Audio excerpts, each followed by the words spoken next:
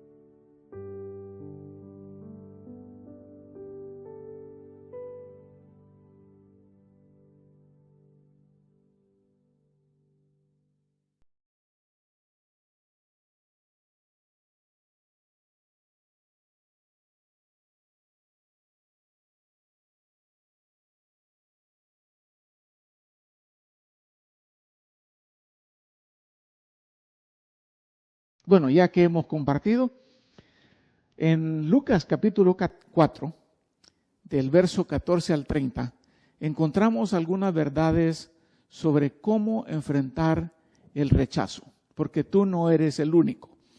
Dice en Lucas 14, si abres tu Biblia no vas a ver el pasaje en la pantalla, Lucas 4, 14, dice: Jesús regresó a Galilea en el poder del Espíritu, y las nuevas acerca de él se divulgaron por toda aquella región, y enseñaba en sus sinagogas, siendo alabado por todos. Jesús llegó a Nazaret, donde había sido criado, y según su costumbre, entró en la sinagoga el día de reposo y se levantó a leer. Le dieron el libro del profeta Isaías, y abriendo el libro, halló el lugar donde estaba escrito: el Espíritu del Señor está sobre mí, porque me ha ungido para anunciar el evangelio a los pobres, me ha enviado para proclamar libertad a los cautivos y la recuperación de vista a los ciegos, para poner en libertad a los oprimidos, para proclamar el año favorable del Señor. Cerrando el libro, lo devolvió al asistente y se sentó. Y los ojos de todos en la sinagoga estaban fijos en él. Y comenzó a decirles: hoy se ha cumplido esta escritura que han oído. Todos hablaban bien de él y se maravillaban de las palabras llenas de gracia que salían de su boca. Y decían: ¿no es este el hijo de José? Entonces él les dijo: sin duda me citarán este refrán: médico, cúrate a ti mismo. Esto es, todo lo que oímos que se ha hecho en Capernaum, hazlo también aquí en tu tierra. Y Jesús añadió: en verdad les digo que ningún profeta es bien recibido en su propia tierra. Pero en verdad les digo que muchas viudas había en Israel en los días de Elías, cuando el cielo fue cerrado por 3 años y 6 meses, y cuando hubo una gran hambre sobre toda la tierra. Sin embargo, a ninguna de ellas fue enviado Elías, sino a una mujer viuda en Sarepta, en la tierra de Sidón. Muchos leprosos había en Israel en tiempos del profeta Eliseo, pero ninguno de ellos fue limpiado, sino Naamán el sirio. Y todos en la sinagoga se llenaron de ira cuando oyeron estas cosas. Y levantándose, echaron a Jesús fuera de la ciudad y lo llevaron hasta la cumbre del monte, sobre el cual estaba edificada su ciudad, para tirar a Jesús desde ahí. Pero él, pasando por en medio de ellos, se fue. ¿Qué son las verdades que encontramos en estos versos? Yo sé que las entenderás y las detectarás a medida que avanzamos en el pasaje, pero lo primero que resalta ahí es de que el reconocimiento no siempre es confiable. El recibimiento que le dieron a Jesús cuando él regresa a Galilea, la verdad fue admirable. Fue algo sensacional. Venía, dice, lleno del Espíritu, todos admiraban lo que hacía, todos hablaban bien de él, como de alguien que merece honra. Esa es la palabra que se usa ahí, traducida como le alababan. Todos le daban la honra. Pero muchas veces las palabras no son confiables. Observemos el contraste en estos versos que acabamos de leer. En el verso 15, por ejemplo, dice: y enseñaba en sus sinagogas, siendo alabado por todos. Esa es la palabra que mencioné, honrado. Pero en el verso 22 dice: todos hablaban bien de él y se maravillaban de las palabras de gracia que salían de su boca y decían: ¿qué no es este el hijo de José? 2 versos que dicen que con sus labios lo alababan. Pero al llegar al final del pasaje casi, en el verso 28 y 29, dice: y todos en la sinagoga se llenaron de ira cuando oyeron estas cosas, y levantándose echaron fuera a Jesús de la ciudad, lo llevaron hasta la cumbre del monte, sobre el cual estaba edificada su ciudad, para tirar a Jesús desde ahí.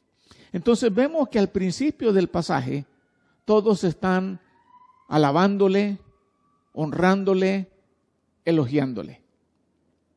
Pero de nuevo, esos elogios no eran confiables.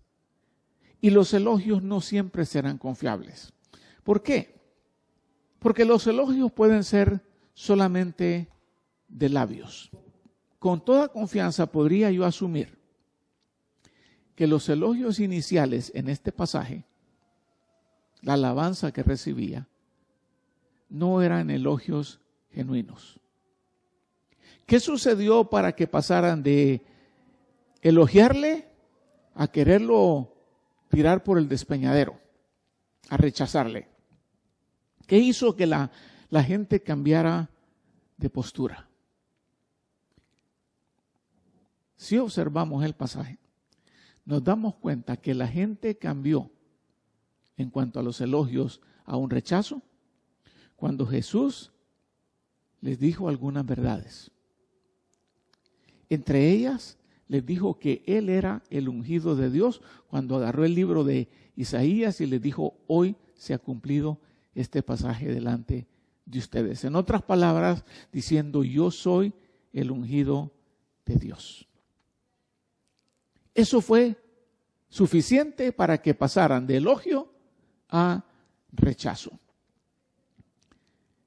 Como dice un conocido dicho, la mayoría de la gente prefiere ser consolada con la mentira que incomodada con la verdad.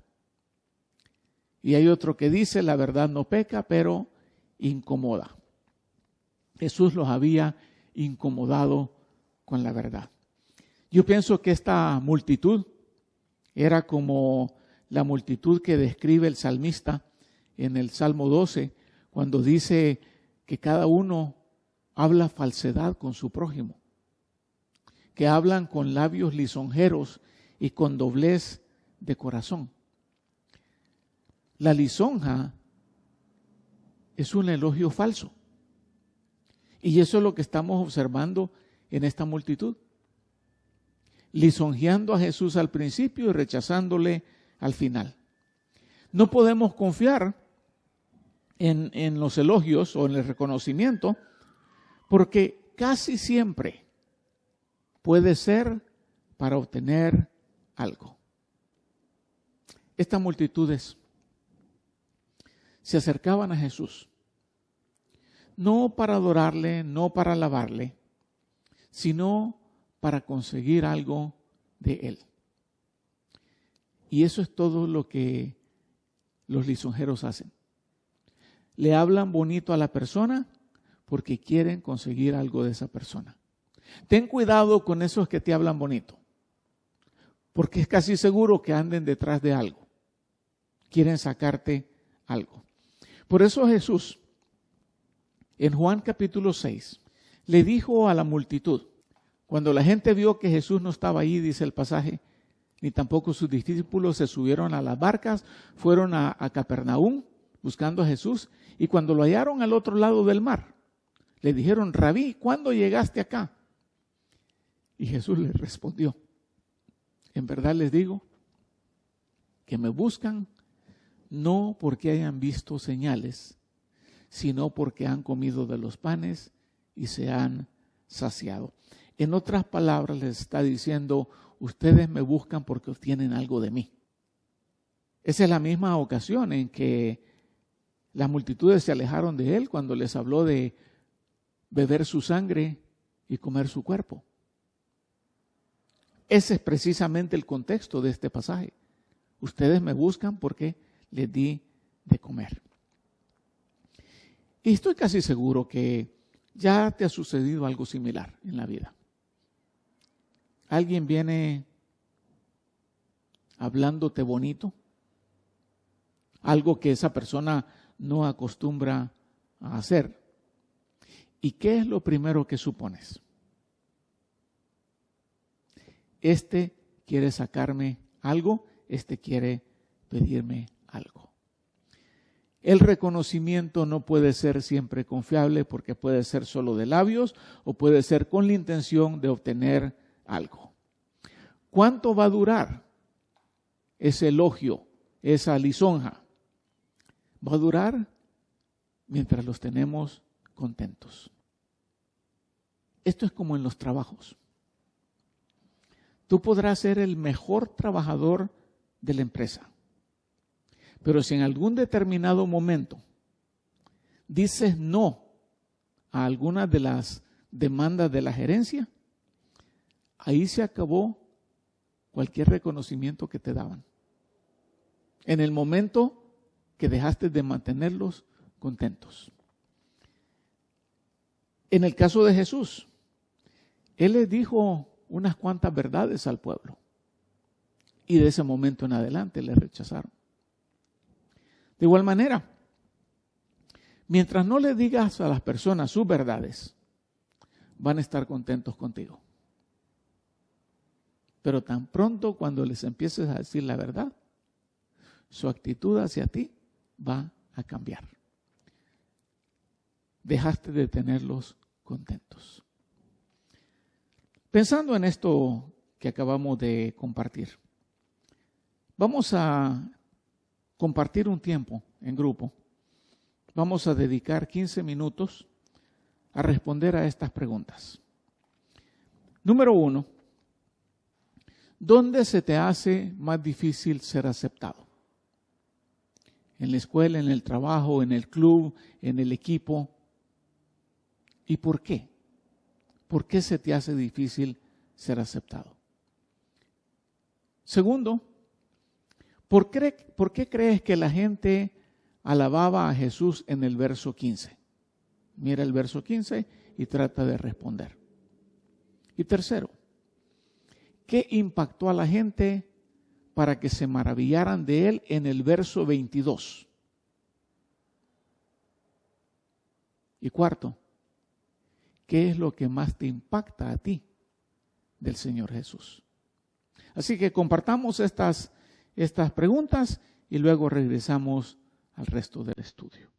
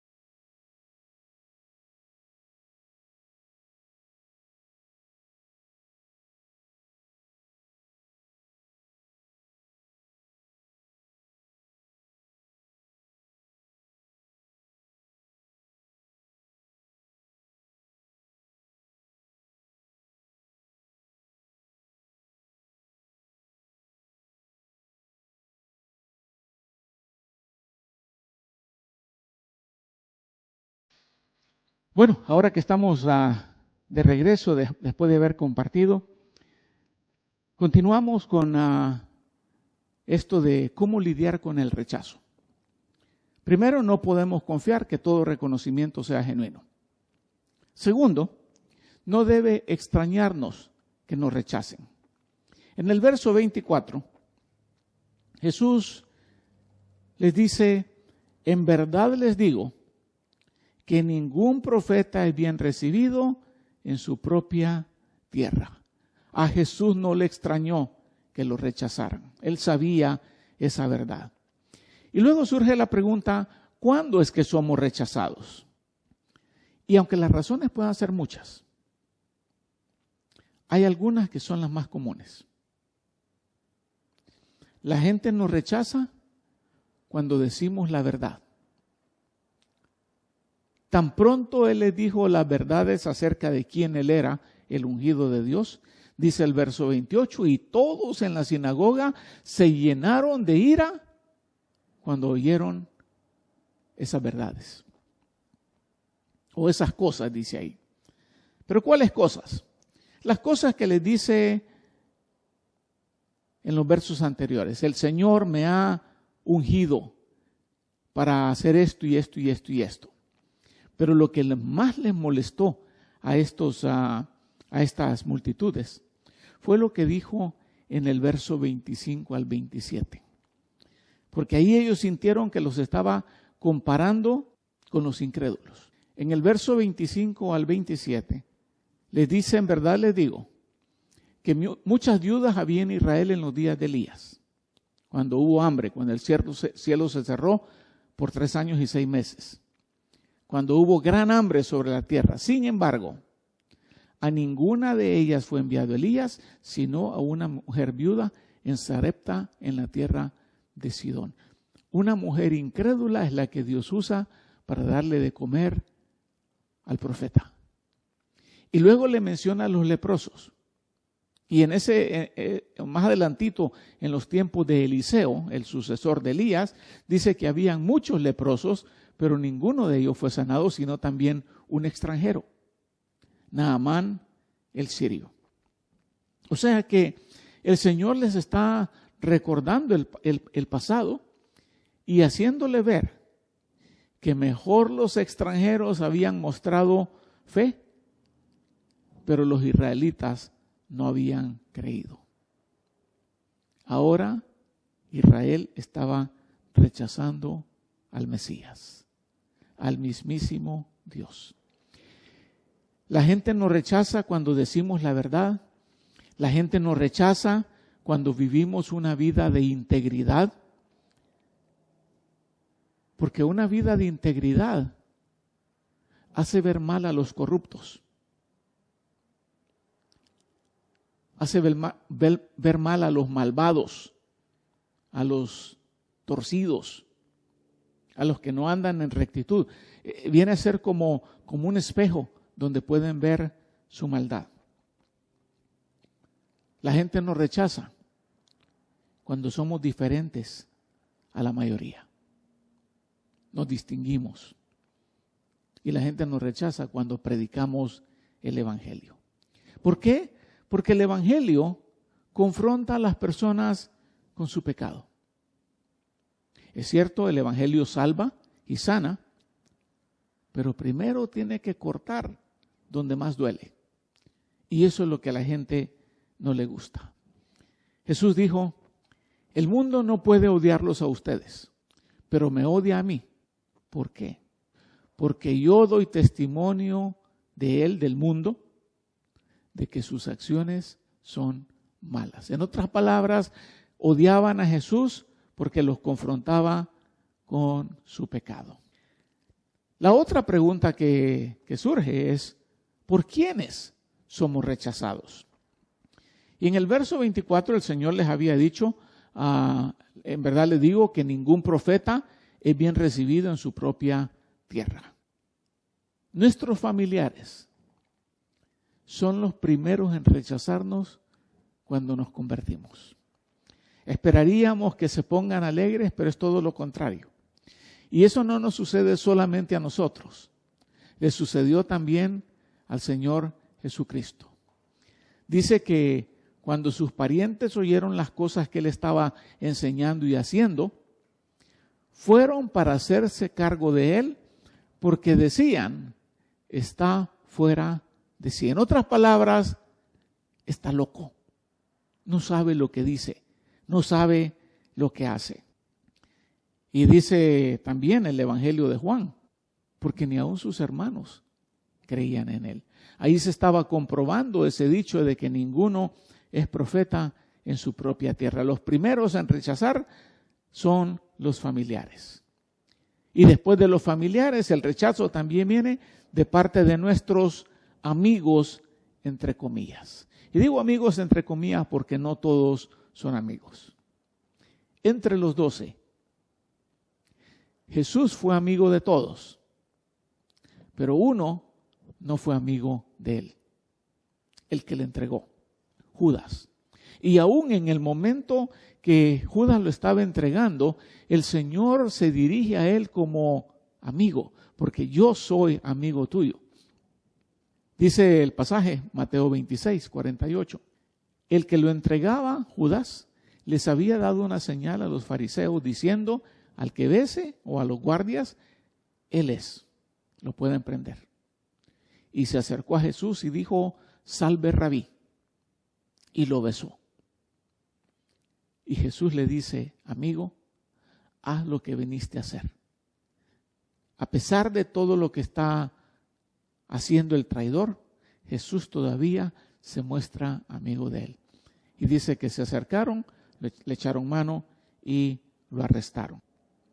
O sea que el rechazo puede venir de nuestra propia familia, de nuestro propio pueblo, de nuestros propios amigos.